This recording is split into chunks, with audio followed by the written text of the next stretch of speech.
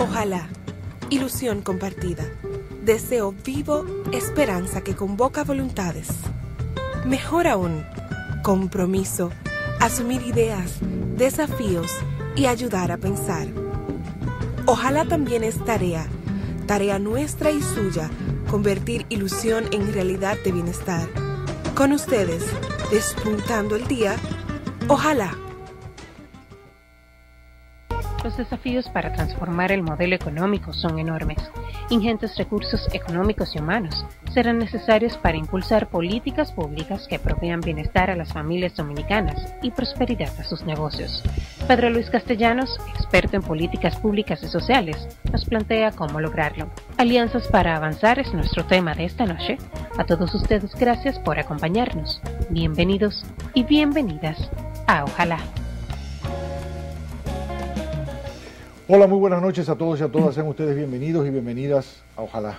El tema de hoy, la construcción de una amplia alianza social que integre los más diversos sectores dispuestos a hacer del modelo económico una oportunidad de bienestar para las familias dominicanas y de prosperidad para los negocios dominicanos. Una tarea ingente, enorme. Pareciera una sencillez decirlo. Hay que cambiar el modelo, hay que lograr bienestar, hay que gobernar para el bienestar de todos y de todas, pero eso requiere una construcción social. ¿Cuáles son los sectores que podrían sentirse invitados, convocados a esta tarea? ¿Cómo construir esa alianza social? Pero sobre todo, entender la pertinencia de esa alianza social y la oportunidad de construirla en un proceso electoral, porque un proceso electoral no es simplemente ir a votar. Por eso se le llama proceso, porque discurre en el tiempo y es una construcción. Entonces, si no somos conscientes de que las elecciones son un proceso en el que podemos participar desde mucho tiempo, ¿verdad?, con antelación, pues desperdiciamos la oportunidad de que el gobierno, las políticas públicas, pues no sean favorables a nuestras ilusiones. Esta reflexión es un poco, ¿verdad?, lo que ha motivado que tratemos el tema en el día de hoy. Lo vamos a hacer con alguien que lleva 2 artículos precisamente hablando sobre esa oportunidad que tenemos los dominicanos y dominicanas por este proceso electoral que ya se ha abierto en República Dominicana, siempre con el objetivo de construir bienestar para todos y todas, ¿verdad? Y naturalmente tenemos aquí a Pedro Luis Castellanos, quien es el experto en políticas públicas y sociales de Ojalá. Lo es de muchas otras instituciones en nuestro país, pero nosotros no lo atribuimos para nosotros. Pedro Luis, buenas noches. Buenas noches. Quise hacer esta pequeña introducción para situar un poco a la población, Pedro Luis, pero no quiero ahorrarle al público el contenido de tu reflexión. Entonces, quiero invitarte para que nos cuentes un poco por qué esta alianza social y por qué la oportunidad del proceso electoral. Sí, es una temática que puede sonar un poco teórica, pero que pensamos y mucha gente piensa que el próximo proceso electoral podría ser la oportunidad para que se genere, digamos, una nueva base social que haga posible impulsar un nuevo modelo de desarrollo. En general, la historia es así, o sea, hay momentos en los que se dan oportunidades, se dan coyunturas, puede que se aprovechen, puede que no, pero por eso es importante qué condiciones favorecen el que una coyuntura como la actual pueda desembocar en un modelo de desarrollo mejor, digamos, un nuevo estadio de desarrollo del país, ¿no? Creo que lo primero, antes de llegar a eso, es ver por qué pensamos que podríamos estar en un momento en que se den esas condiciones. ¿Por qué? Sí, la señal más evidente, digamos, es la cantidad de sectores de la sociedad que claman por un cambio del modelo de desarrollo. Y eso va desde empresarios importantes, distintas iglesias, movimientos sociales, organizaciones comunitarias, sectores importantes de los partidos políticos más significativos del país, la intelectualidad pensante del país se ha pronunciado. Si uno pasa revista se encuentra con que en este momento la gran mayoría de la sociedad siente que el modelo se ha agotado, siente que el modelo hay que cambiarlo. ¿Por qué ocurre eso? Bueno, ocurre y es interesante ver que la gran crisis que tuvimos por la caída brusca de los precios del azúcar y que nos obligó a cambiar de una sociedad basada en la agroexportación básicamente de azúcar y productos agrícolas básicos, pudimos salir de ella a base de un modelo que hizo la transición basado en tres cosas: en el turismo, en las zonas francas industriales y en las remesas. Y eso fue posible porque ocurría en un momento de gran desmovilización social. O sea, en el que por razones que no vienen al caso ahora, había ocurrido una importante desmovilización social, y en un momento en que el Estado estaba confrontado con las posibilidades de que los movimientos sociales crecieran y se desarrollaran. Pero ese modelo no permitió seguir creciendo. No permitió seguir creciendo, en primer lugar, porque la zona franca entraron en crisis por la situación internacional, la emergencia de China, India, Tailandia, etcétera, y empezaron a competir, y por el cambio de políticas dentro de Estados Unidos.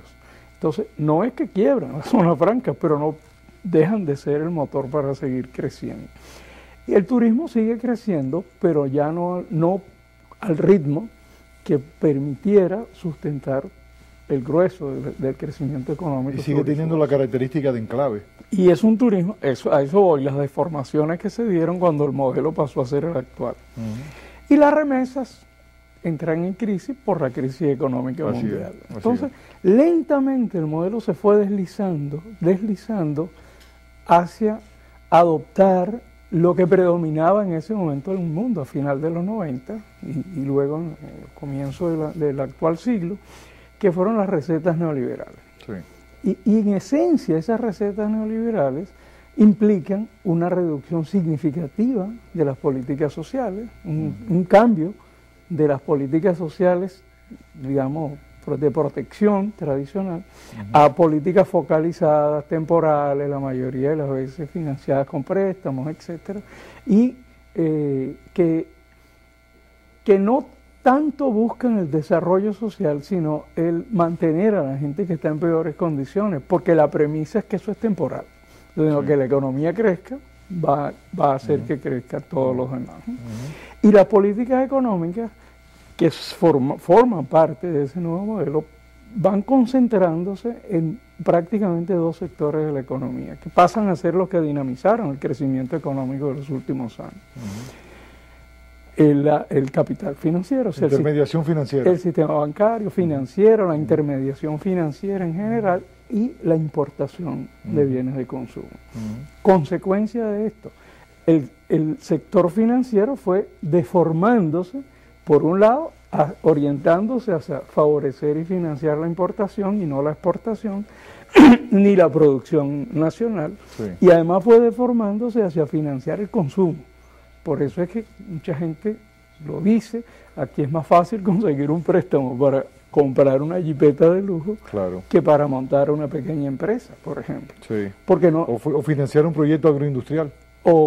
Ni hablar del área agrícola, del área agroindustrial. Entonces, esas deformaciones, ¿cuál es la consecuencia que tuvo? Bueno, el aparato productivo interno fue quedándose al margen del proceso, fue siendo echado al margen del proceso, tanto el agrícola como el industrial. El turismo terminó siendo un turismo de enclave aislado del resto de la economía. Y eso ha llegado a un momento en el que ya no podemos seguir creciendo. ¿Cuáles signos hay de eso? Bueno, no genera empleo, pero no solo no genera empleo, sino que cada vez para generar el mismo número de empleo, cada vez necesitaríamos un crecimiento muchísimo mayor del Producto Interno Bruto. Según las últimas cifras, por un punto de crecimiento del PIB, se está creciendo a nivel de empleo 0.20. 0.20. O sea que es una tragedia, o sea, ha ido en declive, como tú señalas. Cuando hace unos 20 años era 1 por 1. 1 por 1, correcto. 1 por 1. Así es. O sea, ha ido descendiendo la capacidad de generar empleo. ¿Qué significa eso? Tú tienes una frase aquí con la que comienzas tu artículo de esta semana. Dice, el modelo de desarrollo está dando muestras de agotamiento. Si nuestro PIB per cápita, nuestro PIB per cápita se ha duplicado en menos de 40 años, sí, pero ha excluido y empobrecido a la clase media y condenado al desempleo y a la miseria a la mayoría. Exactamente. ¿Por qué excluyó a la mayoría? No genera empleo. Empobreció gente. ¿Por qué excluye a la clase media? Porque las políticas sociales fueron transferir los costos al presupuesto familiar. Así es. Entonces, para las clases medias, pagar el colegio, pagar salud, pagar seguridad, pagar energía eléctrica. Es decir, el modelo de políticas condujo a soluciones individuales a problemas que son colectivos y que debieron tener soluciones colectivas. Entonces, la clase media empezó a cargar pesado y empezó a ir hacia abajo. Un empobrecimiento. Empobrecimiento. Y bueno, todos nosotros conocemos cómo es la vida cotidiana de los sectores medios en estas circunstancias. Pero también ha empobrecido o ha colocado en una situación de lucha por sobrevivir a una inmensa legión de pequeños y medianos empresarios. Cierto. Que son los generadores de empleo en el país. Porque quien genera empleo en este país es la pequeña y mediana empresa. El empleo formal, porque realmente lo importante es que no se genere empleo suficiente y el grueso de la ocupación está en el sector informal. Entonces eso explica por qué ya no solo los pobres se sienten excluidos de este modelo, se sienten excluidos los pequeños y medianos empresarios, se siente excluida la clase media, se sienten excluidos los jóvenes. Los jóvenes porque no ven futuro, perciben. Sí. El desempleo de los jóvenes es el triple de la media nacional. Además es una tragedia, porque son jóvenes con mayor nivel educativo que hace 20 años. Y que sus padres. Sí, señor. O sea, la educación dejó de ser un factor de ascenso social. Es cierto. Dejó de ser un factor. Así es. Entonces, la juventud no ve futuro, digamos. Claro, algunos lo ven fuera del país. Sí. Lo ven marchándose, pero no lo ven dentro del país. Entonces, esta situación que no puede seguir. ¿Puedes agregar lo de las mujeres también? Igual. La condición de las mujeres. Igual, las mujeres se sienten excluidas, no solamente por el desempleo, que es mayor, el desempleo femenino. El doble.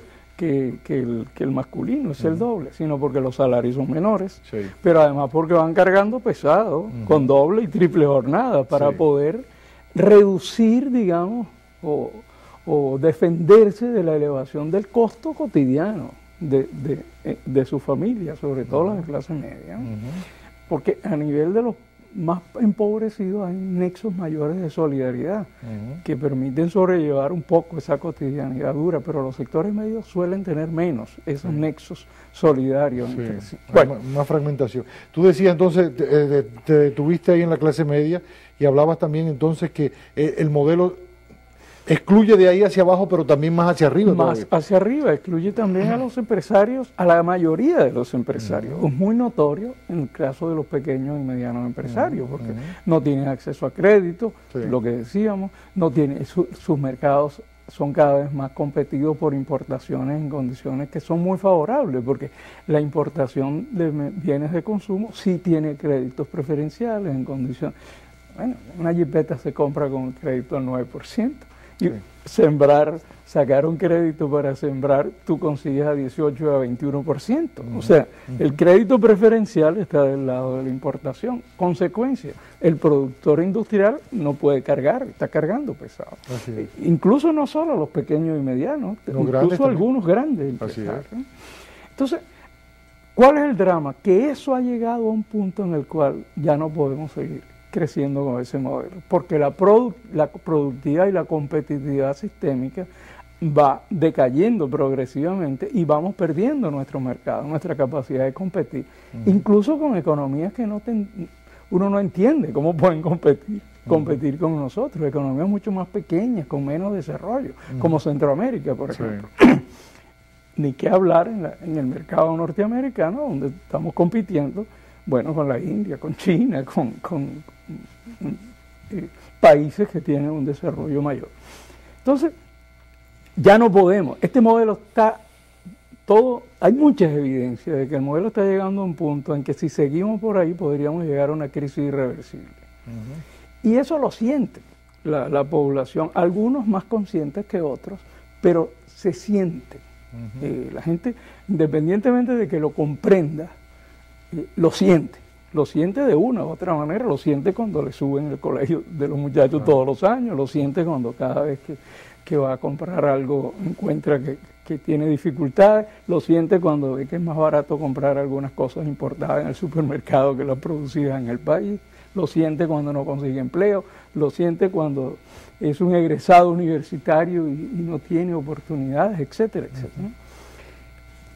Eso crea, por un lado, la necesidad de cambiar el modelo. No es casualidad que ese es el discurso que ha enarbolado la sociedad civil desde hace ya un tiempo. ¿Qué es lo nuevo? Bueno, yo creo que la posibilidad. La posibilidad. Vamos a dejarlo ahí, Pedro Luis, para comenzar el segundo bloque con esto. Nos quedamos ahí, quédense ahí, retengan esto. Ya hemos visto la necesidad del cambio de modelo, cómo todos los sectores están siendo dañados, perjudicados, molestados, desfavorecidos por este modelo. Ahora vamos a hablar en el próximo bloque sobre la posibilidad, cómo se junta esa necesidad con la posibilidad del cambio. Vamos a la pausa. Seguimos conversando con Pedro Luis Castellano, experto en políticas públicas y sociales. Estamos hablando, dijimos el gran tema de esta noche, la construcción de una gran alianza social que pueda permitirnos que desde el gobierno puedan haber políticas públicas que creen bienestar en las familias dominicanas y prosperidad en los negocios. Ya vimos que Pedro Luis abordó todo el tema de la necesidad, es decir, hay una necesidad por los resultados, ¿verdad? Por los resultados que estamos viviendo, la necesidad de un cambio de modelo. Vamos a entrar ahora a hablar de la posibilidad, pero a Pedro Luis se le quedaron algunas cositas colgando que yo quiero que tú la abordes ahora antes de entrar en el tema de la... Sí, pero liga con la posibilidad. Adelante, Pedro Luis. Y creo que es una cosa importante, yo decía al final que no es casualidad que el discurso desde la sociedad civil y desde los movimientos sociales un poco ha ido tomando ese cariz, digamos, esa orientación. Si uno se da cuenta, la sociedad civil como movimiento, no me refiero a la sociedad civil, digamos, que surge como organizaciones de servicio y que aún existen y que son muy importantes, que sigan existiendo, y de hecho yo creo que hay que fortalecerlas. Pero me refiero en cuanto movimiento, en cuanto discurso político, emergido desde la sociedad y no desde la sociedad política, sino emergido desde la comunidad, desde el tejido social. ¿Cómo empieza eso a final de los 90, comienzo del 2000? Esencialmente con demandas y propuestas en el orden institucional. El tema de la legalidad, el tema de la veeduría electoral. De lo electoral, de las modificaciones y confiabilidad de los procesos electorales, luego el tema de la honestidad y transparencia, etcétera. La justicia. Y se fue armando una agenda de reformas institucionales, al punto de que el marco legal con que el país cuenta en términos de construir una institucionalidad pública confiable, eficiente, transparente, es envidiable. Es envidiable. O sea, y hay que reconocer el papel que jugó esa sociedad civil en provocar eso y en contribuir. Y también hay que reconocer la receptividad que hubo en la sociedad política a muchas de esas propuestas. Pero el discurso se va enriqueciendo posteriormente con un discurso que ya no se limita a un marco institucional confiable, transparente, sino que empieza a incorporar la necesidad de política social, o sea, decisiones políticas en el espacio del Estado, en el espacio de lo público. Por ejemplo, todos los conflictos, consensos, debates, etcétera, alrededor de la seguridad social, alrededor del sistema de salud, el sistema educativo, por ejemplo. Eso vino a enriquecer la propuesta.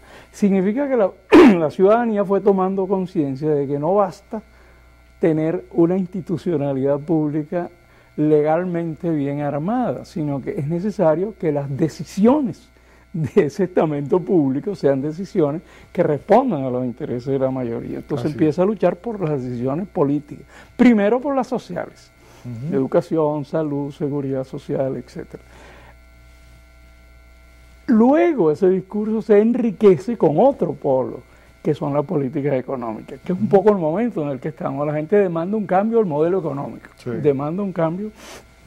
Quiero destacar esto porque esos tres pilares son los tres pilares que han hecho posible sostener el modelo que nos trajo hasta acá, creciendo, etcétera. Una cierta manera de entender lo político como esencialmente como actividad de una cierta élite dentro de los partidos mayoritarios que un poco dominaba o domina el espacio, digamos, de lo político.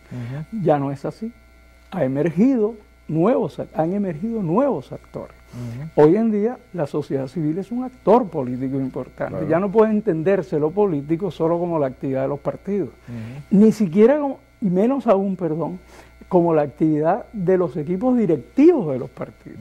Por eso hay crisis en muchas de estas organizaciones, hay un cierto conflicto, pérdida de sintonía entre los grupos dirigentes y las bases. El proceso que tú brillantemente has descrito, Pedro Luis, me permite quizás a mí hacer la reflexión de que este proceso no es algo coyuntural, no es algo transitorio, sino que ha sido un proceso de maduración de la sociedad, lo que me permite también a mí ilusionarme con la idea de que esto es sostenible. Es decir, ha habido un proceso de maduración, no es una moda, no es un antojo de la sociedad dominicana, sino porque lo que tú has descrito es un proceso de toma de conciencia de la importancia del ámbito institucional, de sus derechos sociales.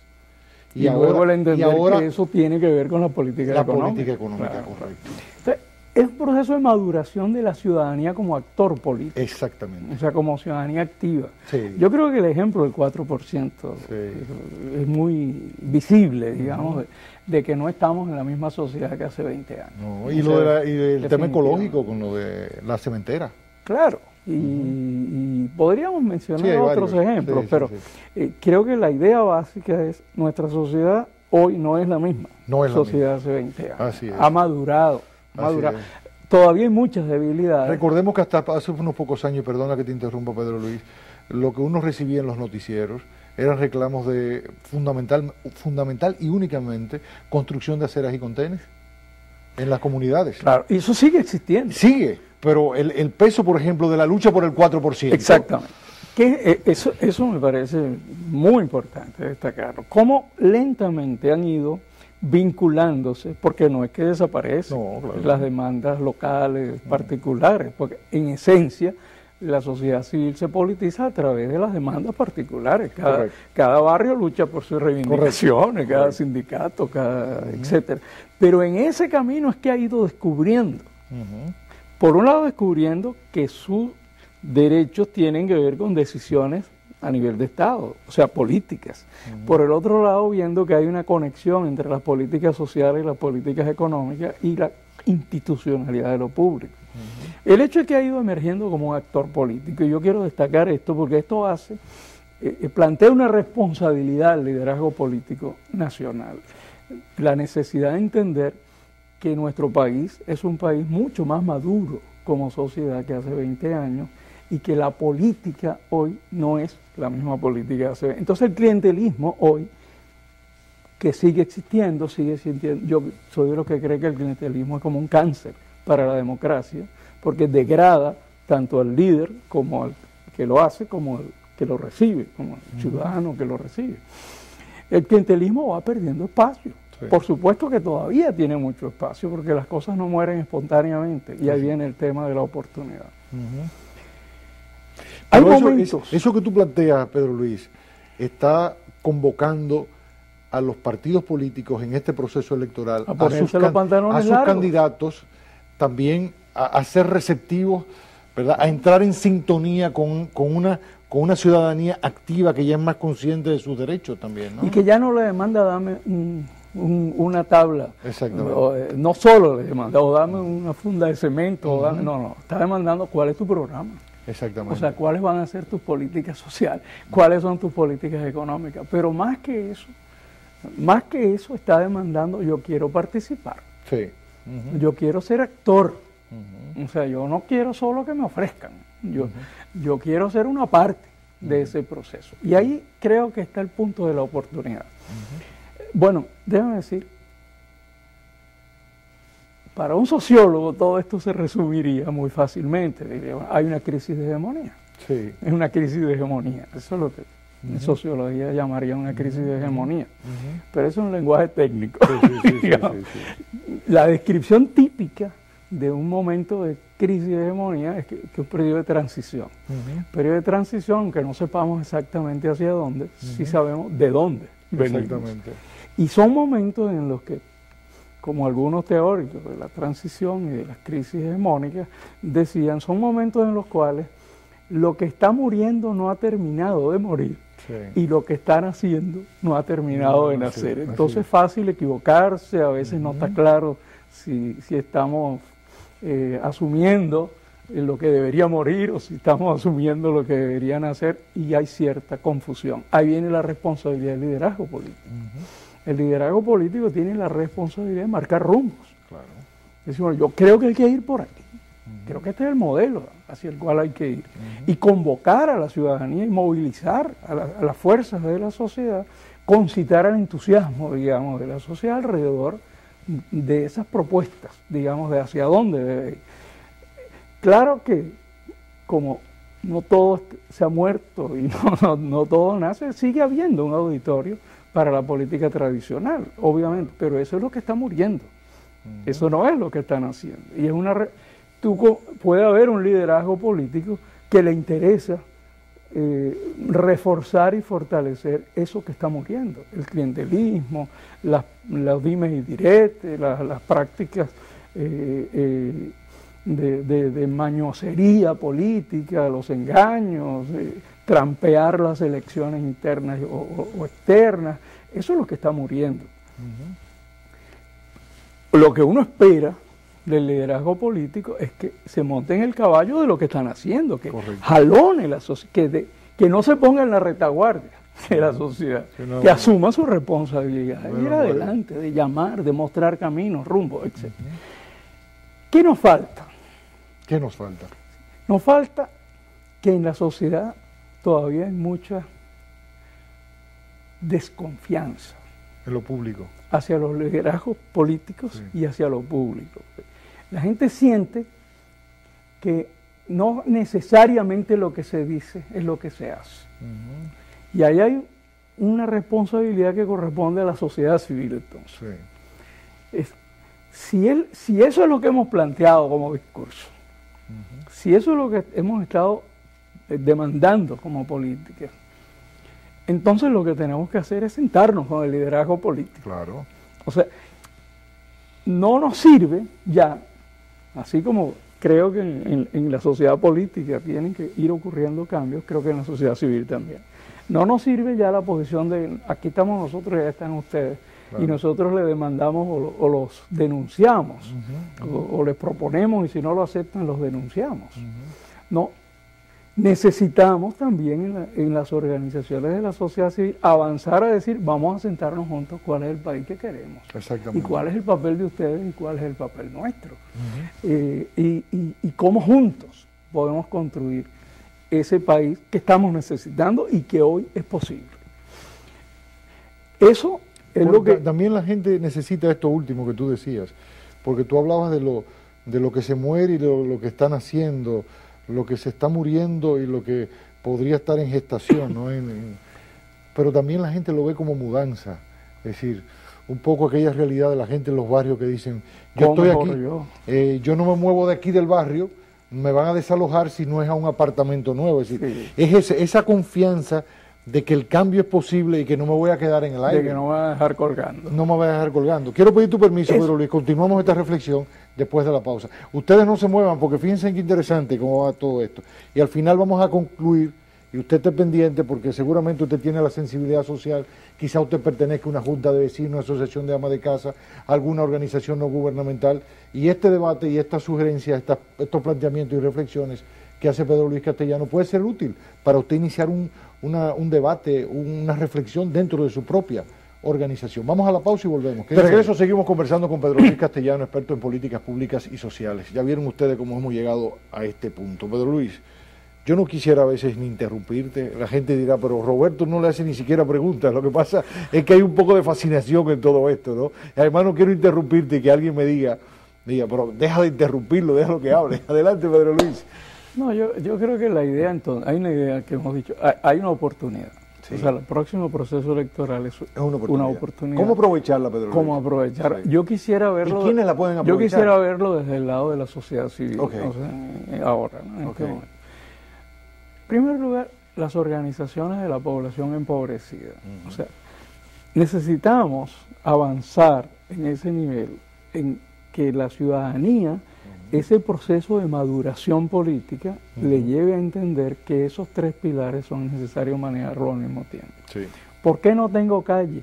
No es solo porque alguien es mal funcionario o cosa por el estilo, es una institucionalidad que no funciona, sino además porque hay una política, hay una concepción de las políticas económicas y de las políticas sociales que hace que eso no sea posible. Sí. O sea, porque esa es una inversión secundaria. O sea, no es una inversión prioritaria, ¿no? Okay. Entonces, que entienda los vínculos de su reivindicación local, de su vida cotidiana, de la calidad de su vida cotidiana, con las grandes decisiones y políticas que definen el modelo económico y el modelo de sociedad. Eso es muy importante porque eso aumentaría la base social del movimiento que permitiría transformar. Pero por el otro lado, hay un cierto dilema que se está planteando en la intelectualidad progresista del país. ¿Cuál dilema? En los sectores pensantes. ¿Cuál sería ese dilema? Yo lo voy a decir con dos ejemplos que no son nuestros. Hay un diálogo en la República de Platón, filósofo griego. Sí, claro. Hay un diálogo con Céfalus, donde Céfalus le define un poco lo que es ser ético. Dice, para mí ser ético es pagar las deudas, o sea, devolver lo que no es mío, y ser justo, un poco, y ser justo, ¿no? Platón le dice que no, digo en el libro, dice, no, yo te voy a demostrar cómo a veces pagar tu deuda es contradictorio con ser justo. Dice, imagínate que alguien es un asesino y te ha prestado su arma. Y tú tienes el arma del asesino. Y tú sabes que si le devuelves el arma, él va a seguir asesinando. Correcto. ¿Ok?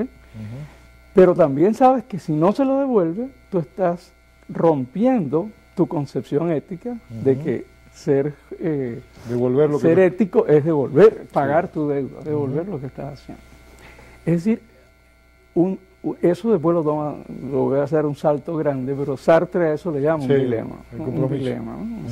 Que es esos momentos en los cuales cualquiera de las opciones que tú tomas, tú entras en un cierto conflicto ético. Porque ninguna solución es satisfactoria para todos tus diferentes niveles de compromiso. Por ejemplo, Sartre pone un ejemplo en uno de sus libros de que imagínense una joven que es el único sostén de su madre anciana inválida. La única garantía que su madre anciana inválida puede hacer sus necesidades cotidianas, protegerse, etcétera. Pero ese joven también sabe que si no lucha contra los alemanes, era en Francia, el ejemplo de la época de la invasión de Alemania a Francia, que si no lucha contra los alemanes, los alemanes seguirán oprimiendo, ocupando Francia. A los franceses. Sí, yo creo que el ser es la nada. Entonces dice, bueno, ¿qué debe decidir esa joven? Irse a la guerra, o atender a su madre, defender al país, o atender a su madre, o atender a su madre. Sí. Entonces, es un dilema, un dilema sí. ¿entre qué? Un dilema entre lo que te satisface como individuo, como persona, y lo que te satisface como ciudadano. Así es. Como ciudadano. Ese es un dilema. Y la responsabilidad individual de cada cual, ¿no? Frente a la responsabilidad social. Así es. Un dilema en el sentido de que hay dos compromisos en dos niveles, digamos, de la realidad, que de pronto entran en conflicto y tú no tienes solución, no hay una... ¿Cómo lo resuelve? Bueno, en el caso de Sartre, su propuesta es el tema de la forma de vida, o sea, el escoger lo que le hace una vida más plena, más plena. Que un poco en eso es la misma corriente que Ignacio Lepp, para los que somos de origen cristiano, es un nombre que nos suena mucho, con la existencia auténtica. Para un cristiano eso se resuelve por la vía de la autenticidad, o sea, del testimonio y de la autenticidad. ¿No? Pero en general en la sociedad hay momentos en los cuales... El compromiso. Claro, hay momentos en los cuales hay que tomar ese tipo de decisiones. Entonces yo creo que estamos en un momento como ese. Para una persona que de pronto siente que van emergiendo en estamentos tradicionales, por ejemplo, de la política, o en sectores empresariales, o en sectores con los que habitualmente ha estado en conflicto, porque han defendido las cosas contrarias a las que, como gente pensante, sensible socialmente, era esa persona defendido. De pronto encuentra que empiezan a emerger discursos en esos sectores que son los discursos con los cuales él está de acuerdo, con los cuales él ha planteado. Fulano o fulana de tal está diciendo lo que yo pienso. Lo que yo pienso y lo que yo he dicho. Sí. Pero entonces, yo no confío en él. Sí, no confío en él porque veo de dónde viene, yo miro su pasado, o real o imaginario, pero lo importante no es eso, lo importante es cómo yo lo siento, cómo lo veo como persona. Ahí hay un conflicto que mucha gente tiene en este momento. Podría ser un prejuicio también, ¿no? Es un prejuicio. Sí, porque tú te estás adelantando a los acontecimientos, pero no deja de tener cierta base, que es un poco la percepción que se tiene del pasado. Y las personas no nos podemos independizar, desvincular de eso, excepto con un esfuerzo intelectual muy grande de lo que hace nuestra historia, nuestra biografía. Eso es muy típico de los periodos de crisis de hegemonía, de los periodos de transición, porque tú no sabes si algo pertenece a lo viejo, que tú quieres que termine de morir, en el sentido de que es una engañifa más. El dilema social se da en lo individual. Exactamente. Sí, así es. Y tú dices, bueno, esto puede ser otra engañifa más. O sea, me vuelven a querer manipular, me vuelven a querer... Pero al mismo tiempo yo sé que si no empujo eso, bueno, las posibilidades de que se dé lo que yo todo el tiempo he esperado son menores. Claro. Entonces hay ese dilema.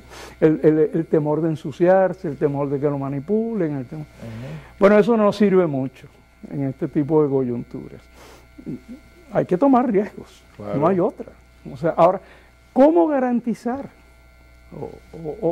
O tratar de garantizar, porque nunca se puede garantizar. Minimizar los riesgos. Minimizar los riesgos, o favorecer que ese tipo de cambios se puedan dar. No hay otra que participar. Exacto. No hay ninguna otra. Y mientras mayor sea la participación, mejor. Mientras mayor sea el movimiento social detrás. Ahí viene entonces lo tuyo que tú planteas de la alianza social.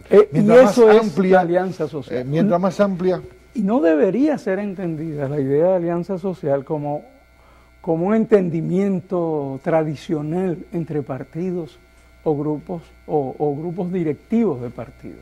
Eso es importante. Claro, es importante, porque los partidos son la base de la democracia. Eso no basta. La base de la democracia. Pero hoy no es suficiente. Claro. Porque hoy la fuerza que se necesita para empujar ese nuevo modelo es un nuevo pacto social, que va mucho más allá de los límites de la geografía partidaria. Así es. Que es el conjunto de la sociedad. Entonces, se requiere un diálogo de nuevo tipo, que ya no es un diálogo de pongámonos de acuerdo, tú coges 5, yo cojo 3, o nos repartimos de tal manera. A lo mejor eso va a seguir, porque parte de lo que va muriendo. Una pregunta, Pedro Luis. Tú has explicado muy bien, existe la necesidad, está la oportunidad. ¿Cómo no dañar la oportunidad? Es decir, ¿qué cosas en la construcción de esa alianza social debe hacerse y cuáles no deberían hacerse. Que eso podría ser amplísimo, pero me gustaría, si a rasgos generales, porque muchas veces uno tiene el buen deseo, pero por no tener un abordaje correcto, pues lo estropea. O sea, no podemos construir una amplia alianza social con una actitud excluyente, con una actitud sectaria, por ejemplo, por decir, pero la palabra la tienes tú. Mira, los ingleses tienen una expresión que dicen el pudín se prueba comiendo. Sí, así es. O sea, sí. tú no puedes saber si el pudín está bueno o malo, sino comiéndotelo. Así, ¿no? así es. Y definitivamente no hay manera de ser actor político sin participar en la política. Verdad, tienes que emerger y tomar los riesgos que implica el trabajo político. Tienes que confiar en ti mismo, en que tú no te vas a corromper, que a ti no te van a manipular porque tú no eres tonto. No, y que además tú eres poseedor de una fuerza transformadora también. Y tienes que confiar en la movilización social. Y ahí hay, vuelvo a decir, una responsabilidad tanto de la sociedad política, digamos, dirigente, del liderazgo político, como del liderazgo social, liderazgo de la sociedad civil, el liderazgo comunitario. Ese encuentro solo es posible asumiendo que tiene riesgos.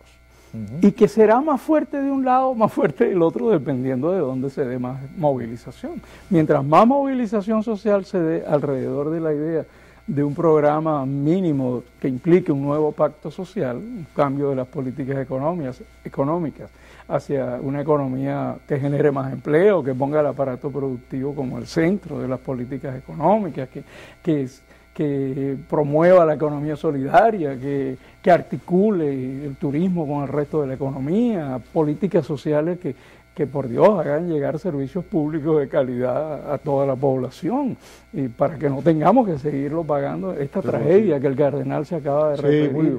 Muy bien de parte del cardenal. De las ARS, denegando servicios a la población, etcétera.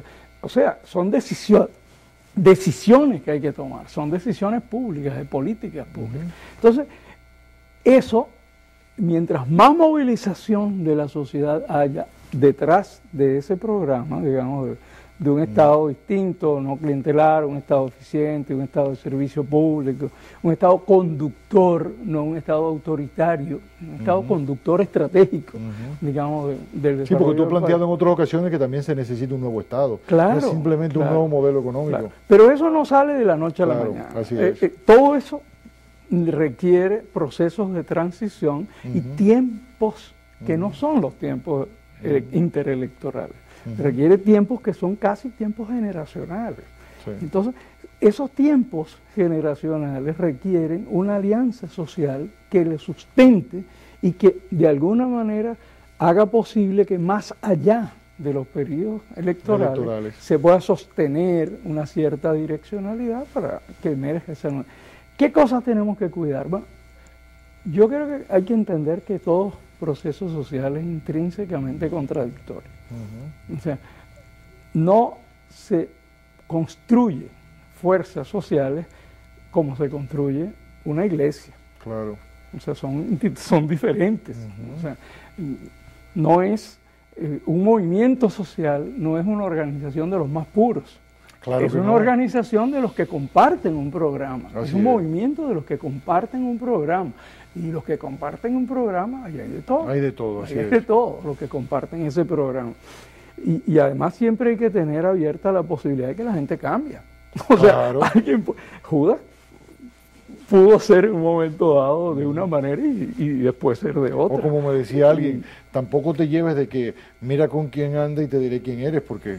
¿Lo puedes convencer? No, porque además Cristo andaba con Judas, o sea, ¿entiendes? O sea, que y con la Magdalena. Sí, exactamente. O sea, que hay que ser... Nos queda 30 segundos, Pedro Luis.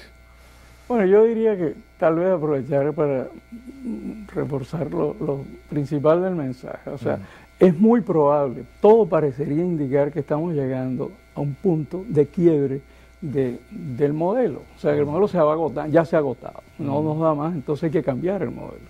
¿Cómo cambiar y hacia dónde cambiar el modelo? Ese es el debate. Y yo creo que tenemos que demandar al liderazgo político que asuma ese debate y que no nos vuelvan con la historia de quién es más feo, quién es más bonito, quién es más tramposo, quién es menos tramposo, quién es más simpático. No, eso no es lo que nos interesa. Lo que nos interesa es para dónde vamos Y en la sociedad tenemos que al mismo tiempo también ponernos pantalones largos. Tenemos que demandar al liderazgo político que se ponga pantalones largos, se ponga a la altura de la sociedad y del momento que vivimos, pero también desde la sociedad civil tenemos que asumir nuestra responsabilidad de ponernos a la altura y encontrarnos en el espacio público con el liderazgo político para dialogar, un diálogo constructivo, un diálogo positivo. Formidable, Pedro Luis. Fascinación.